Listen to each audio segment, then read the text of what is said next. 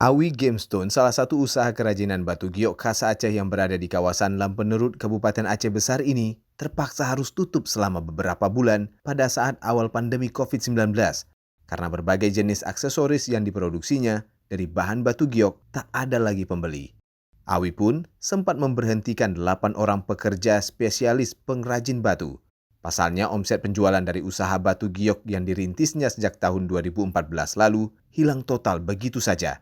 Bahkan, ia telah kehabisan modal selama beberapa bulan usahanya tutup akibat pandemi COVID-19. Untuk memulai bangkit kembali usaha kerajinan batu giok khas Aceh, yang sebelum masa pandemi ramai diburu pembeli baik lokal maupun luar negeri.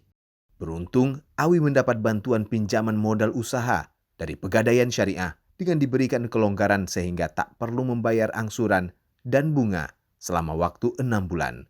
Minta tolong sama Pegadaian Syariah di Banda Aceh, hidupkan kembali pelan-pelan, misalnya modal, sebagai modal.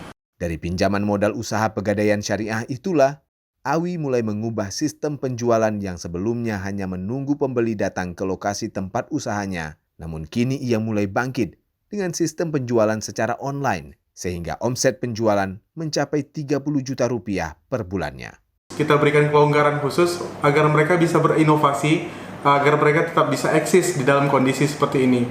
Pegadaian Syariah Kabupaten Aceh Besar sepanjang tahun 2021 ini telah menyalurkan pinjaman untuk pembentukan ekosistem ultramikro sebanyak 8 miliar rupiah untuk 400 lebih usaha mikro khususnya yang ada di Kabupaten Aceh Besar, sehingga diharapkan dapat mewujudkan pemulihan ekonomi nasional.